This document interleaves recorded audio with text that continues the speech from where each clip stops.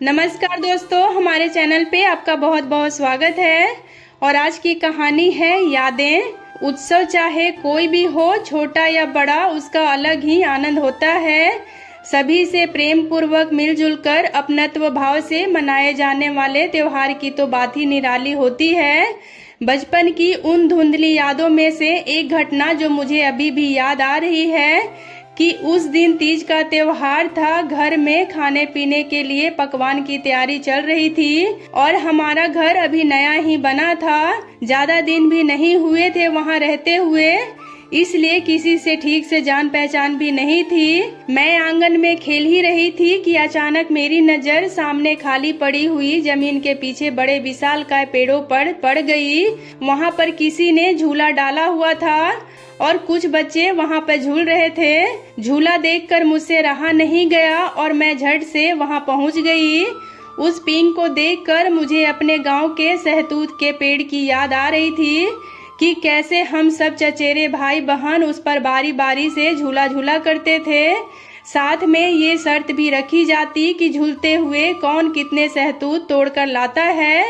पेड़ की डाली पर ऊंचाई तक झूलने के आनंद की अभिव्यक्ति करना कठिन है। खैर, अतीत से ध्यान हटाकर मैं उन बच्चों को देखने लगी कि कब वो सब अपना अपना झूलने के बाद मुझे भी झूलने का मौका देंगे। मैं बस वहीं खड़ी अपनी बारी का इंतजार कर रही थी। सभी बच्चे बस झूलते जा रहे थे पर किसी ने मुझे झूलने के लिए नहीं कहा। बहुत देर इंतजार करने के बाद मैं वापस घर आ गई और चुपचाप एक कोने में जाकर बैठ गई। और उस समय मैं इतना व्यथित थी कि मेरे आंसू रुकने का नाम ही नहीं ले रहे थे। एक अजीब सा आक्रोश मन में था कि कैसे बच्चे हैं, अपने आप को न जाने क्या समझते हैं। और जब पापा ने मुझसे मेरे रोने का कारण पूछा तो मैंने सारी बातें उन्हें बता दी। बस फिर क्या था, पापा अपनी बिटिया को दुखी कैसे देख सकते थे।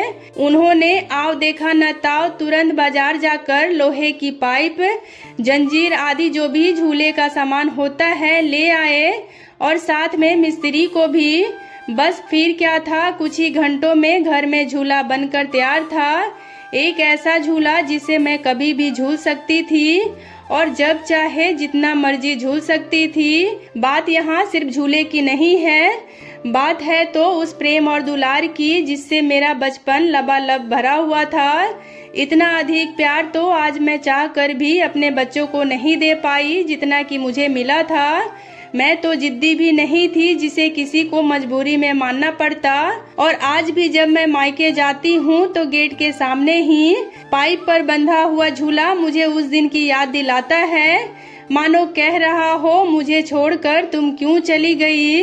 तो दोस्तों, उम्मीद करती हूँ आपको आज की ये कहानी काफी पसंद आई होगी। तो अगर आपको ये कहानी पसंद आए तो वीडियो को लाइक और चैनल को सब्सक्राइब करना बिल्कुल भी ना भूलें और हो सके तो इसे अपने फैमिली और फ्रेंड्स के साथ शेयर भी करें। वीडियो में अंत तक बने रहने के लिए आपका बहुत बहुत धन्यवाद।